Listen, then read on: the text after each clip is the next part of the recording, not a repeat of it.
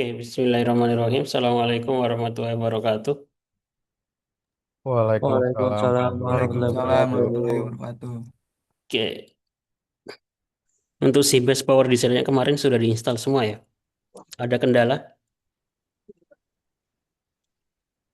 Nggak apa, aman Pak. Aman ya. Jadi nanti UTS-nya adalah membangun, merancang IRD, pembuatan CDM PDF sama pembuatan query ya. Sama yang akan kita pelajari hari ini, masalah akses.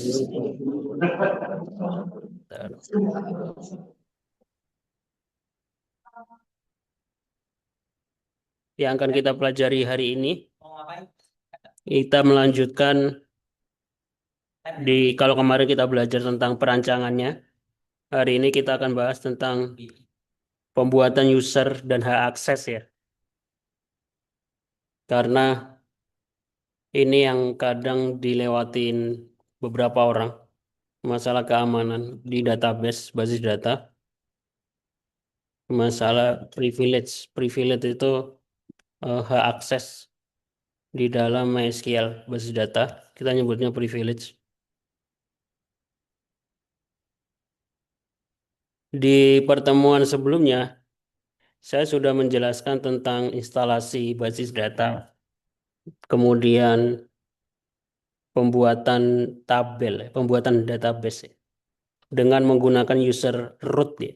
Tapi itu tidak disarankan ya. Sangat tidak disarankan untuk masalah keamanan. Karena kalau orang bisa login dengan root, dia bisa melakukan apapun di database. Kalau kita, kalau kalian sering mendengar berita tentang data yang bocor, itu kebanyakan yang diambil adalah dari database sebuah sistem ya. Entah itu data user ataupun data password. Ketika orang lain yang nggak punya akses bisa mengakses database, ya dia bisa ngekspor ya, ngekspor ngambil datanya. Nah itu makanya kita harus perhatikan masalah hak akses. Ketika kita install upon installation MySQL create user root ya, account which you can use to manage your database. The user has full privilege over MySQL. Oleh karena itu, because of this, it's best to avoid using this account. Sangat dianjurkan untuk tidak menggunakan akun root ya.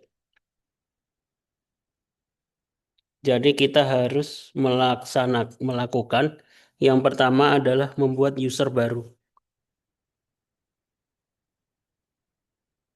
Nah, bagaimana membuat user baru di database di MySQL, MariaDB?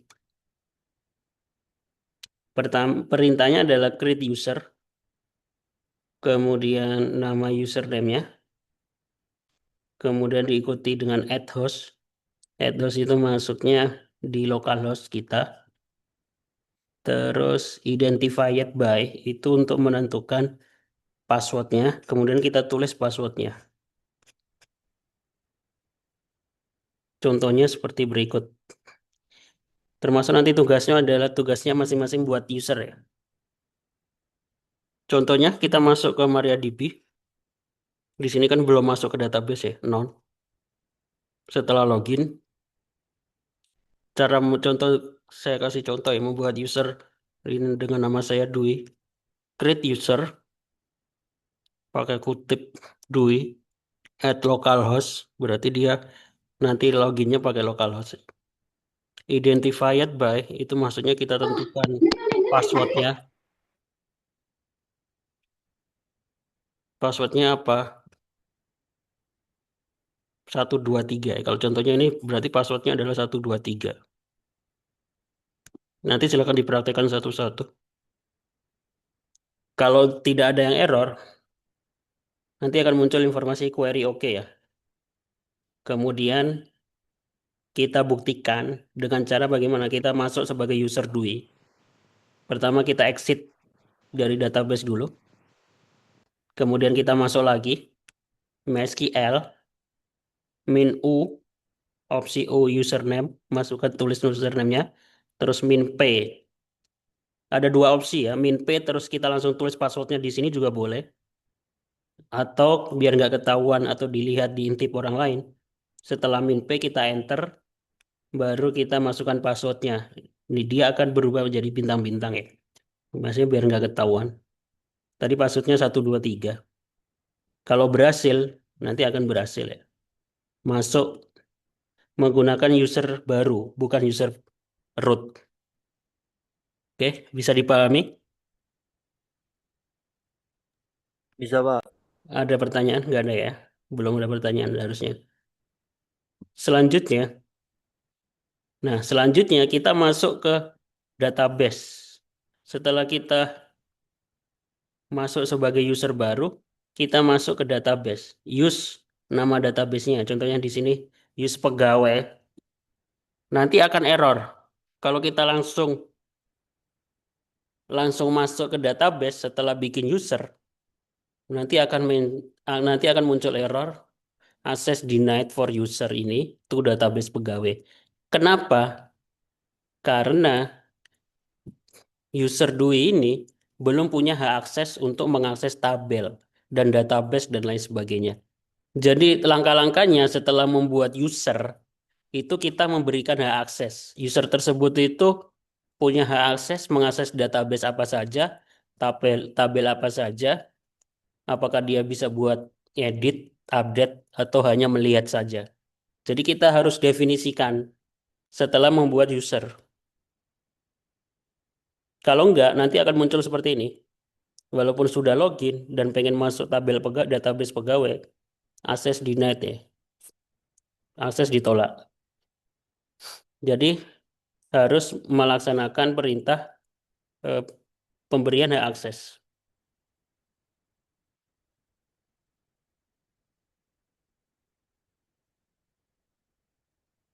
Terus ini contoh query untuk menampilkan user dan password dari MySQL kita, dari database kita. Menggunakan perintah select user, koma, password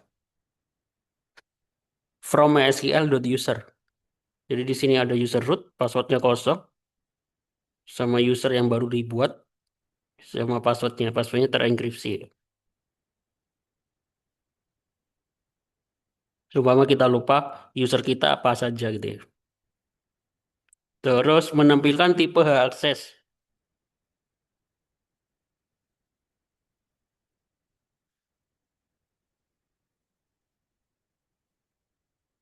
Menampilkan tipe hak akses yang telah diberikan kepada user. Di sini contohnya, perintahnya show, tampilkan grant. Grant itu hak akses istilahnya. For user at localhost.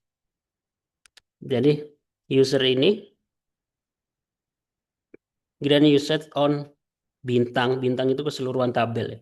Dan keseluruhan database. Identified by password. Passwordnya terenkripsi.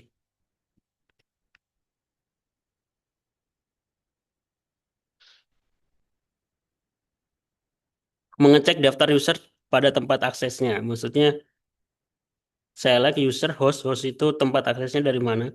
Ini root di 127, root di localhost, dan DUI di localhost. Karena di kalau database kita online, kita bisa spesifik sebuah user itu hanya bisa mengakses dari IP address tertentu ya. Kalau sudah belajar jaringan komputer nanti paham. IP address kita, tiap komputer kan masing-masing kan punya IP address ya. Jadi kita spesifik hanya IP address tertentu yang bisa mengakses. Kalau 127.0.1 itu IP address localhost ya, komputer lokal. Nah, ini contoh tipe-tipe hak akses dalam MySQL.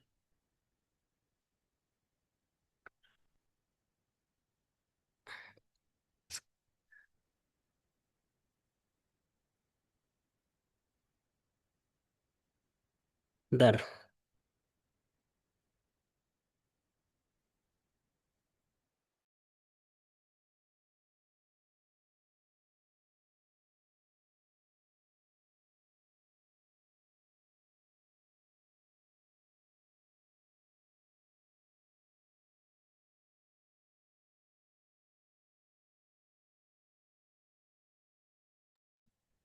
Enggak,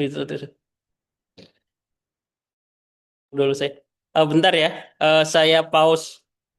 Saya ada acara mendadak, jadi saya pause 15 menit ya. Nanti Zoom-nya saya buka lagi.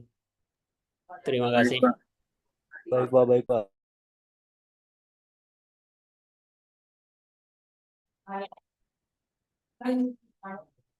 Ini saya lampirkan macam-macam tipe hak akses ya.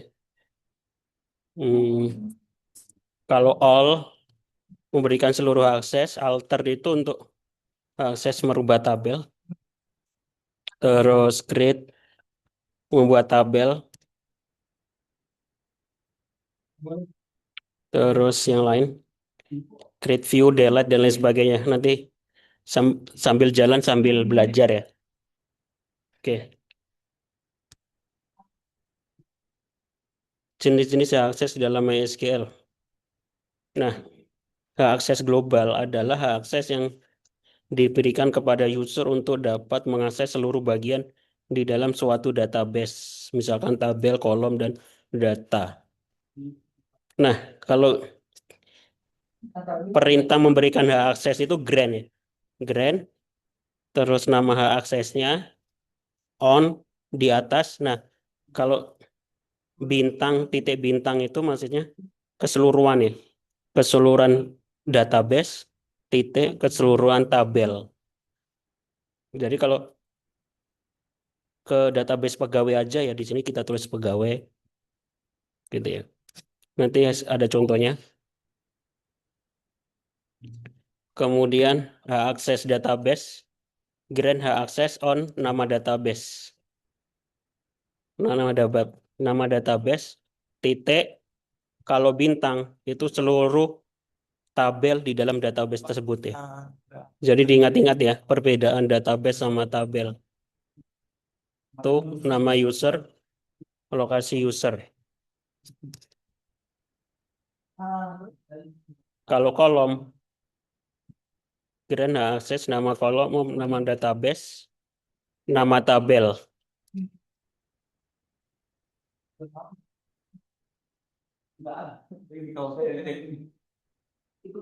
Contoh ya,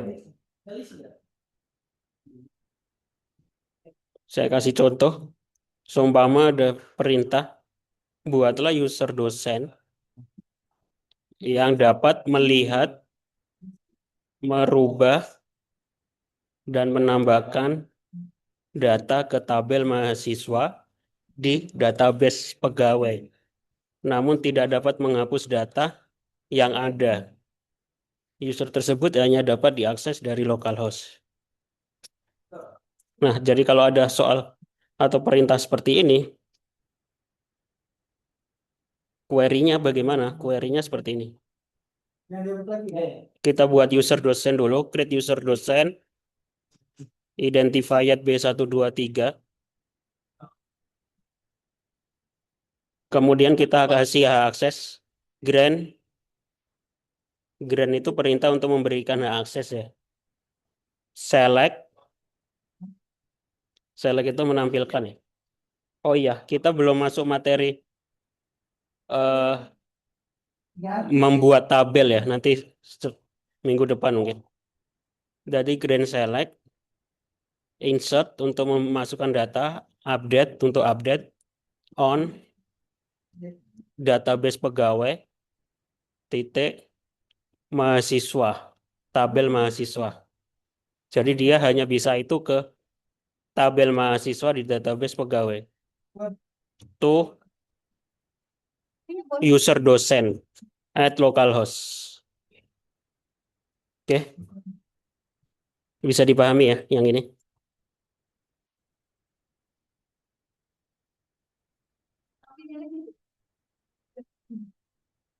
Nah, untuk pembuktiannya bagaimana? Kalau untuk pembuktiannya kita buktikan. Kita buktikan kita masuk ke tabel dosen, MySQL min u dosen min p. Kemudian kita masuk ke database pegawai, use pegawai. Kemudian melakukan perintah select, menampilkan data, select bintang from mahasiswa. di tabel mahasiswa, bisa. Kemudian select bintang from umur. Dan ketika user itu pengen menampilkan data di tabel umur, nah akan muncul select comment denied karena masalah hak akses. Karena dia belum punya akses untuk melakukan perintah select di tabel umur. Karena aksesnya hanya di tabel mahasiswa. Oke, bisa dipahami ya. Ini pembuktiannya seperti ini contohnya. Ada pertanyaan? Nah, bentar lagi. Kalau enggak saya di luar aja. Enggak apa-apa.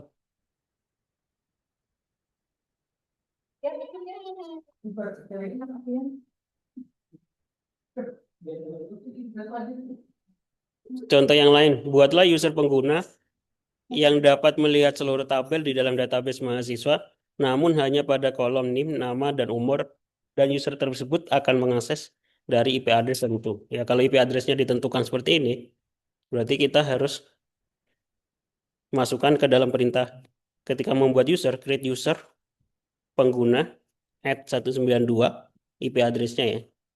Identified B123, passwordnya 123. Kemudian grant select, kita kasih akses dengan perintah grant. Dia bisa select NIM, nama, dan umur di tabel pegawai, database pegawai, tabel mahasiswa kepada user pengguna ini. Kira-kira ada pertanyaan?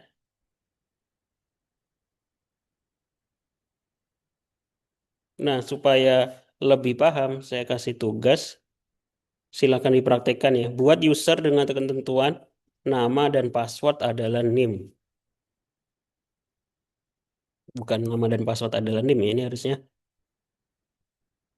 buat user dengan ketentuan namanya adalah dengan ketentuan usernya itu nama masing-masing ya. User nama masing-masing. Passwordnya adalah NIM masing-masing. Kemudian berikan akses user baru tersebut agar hanya bisa melihat tabel mahasiswa NIM. Di tugas sebelumnya kan kita sudah bikin di tugas sebelumnya kan masing-masing sudah bikin bikin dat, bikin tak udah bikin database ya. Tugas pembuatan basis data.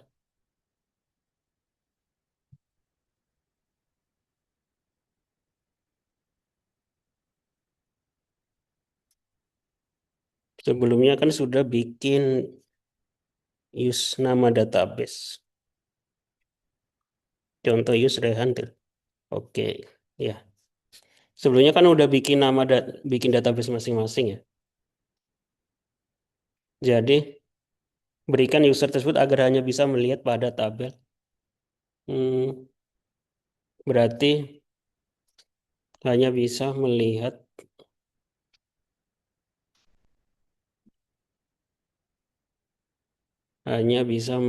database ya. Database di tugas sebelumnya ya.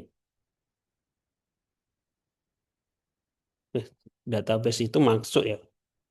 Jadi saya tambahkan ini dulu.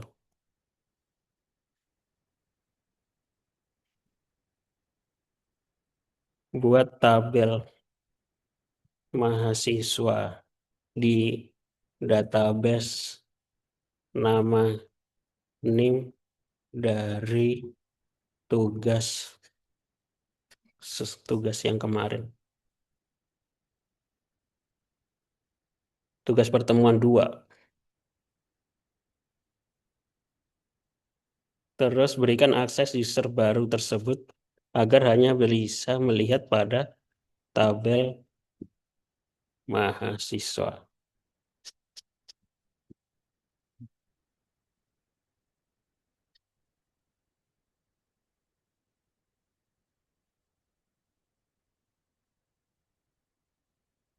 Buktikan bahwa user hanya bisa melihat tabel tersebut.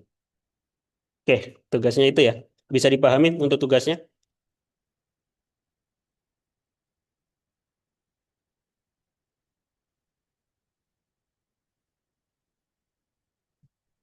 Kita pertemuan ke-6.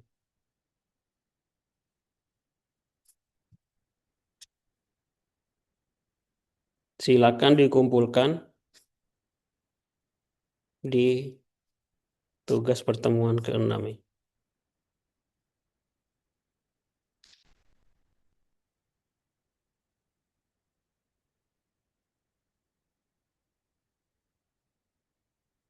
Tugas hak akses.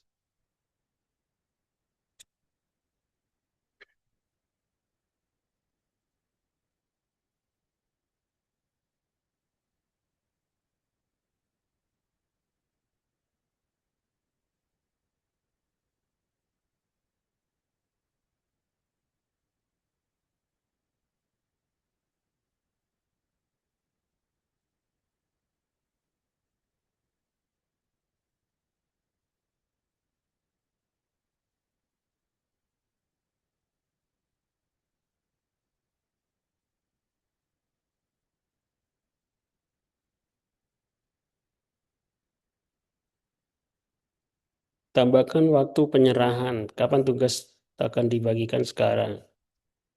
Batas terakhir pengumpulan minggu depan ya. Karena saya ingin bahas kalian di minggu depan.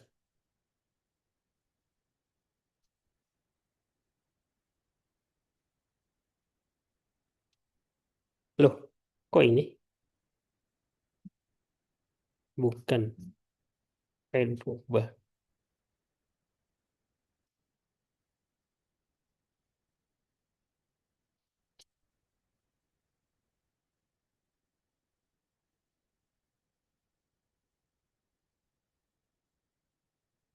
Oke, sampai sini ada pertanyaan? Ya, Pak. Silakan dipraktekkan ya untuk hak akses dan melaksanakan tugas ini. Kalau ada pertanyaan, jangan gak usah malu nanya di grup. Nggak usah malu ya, maksudnya proses belajar atau kan ini baru belajar pertama kali ya. Jadi nggak apa-apa ditanyakan aja. Kalau masih ada yang belum paham, ditanya di grup ya. Jangan nanyanya japri. Kalau nanyanya japri nanti kalau ada pertanyaan yang sama saya harus menjawab berkali-kali. Jadi nanya di grup aja biar yang lain kalau menemukan permasalahan yang sama nggak perlu dijelaskan berkali-kali ya, biar yang lain juga ngerti. Oke, untuk UTS-nya bagaimana? UTS-nya itu nanti masing-masing akan dapat studi kasus. Dari studi kasus itu silakan dirancang IRD-nya, kemudian dirancang konseptual data modelnya, dirancang physical data modelnya, kemudian generate tabelnya, database-nya masing-masing da- dengan user, pakai user yang sudah dibuat. Teknisnya nanti saya jelaskan minggu depan ya. Oke, kalau nggak ada pertanyaan, saya cukupkan terima kasih yang sudah mengikuti. Oh iya, untuk absensi saya buat hadir semua ya, seperti biasanya. Karena saya mengabaikan absensi ya. Absensi poinnya kan dikit ya, nggak terlalu ngaruh. Jadi yang penting kalian yang paling penting adalah harus paham, mengerjakan tugas. Kalau tugasnya ada yang kelewat ya, mengerjakan UTS-nya sungguh-sungguh, UTS UAS-nya. Insya Allah bisa lulus. Terima kasih. Saya akhiri. Assalamualaikum warahmatullahi wabarakatuh. Waalaikumsalam warahmatullahi Waalaikumsalam warahmatullahi wabarakatuh. Terima kasih, Pak.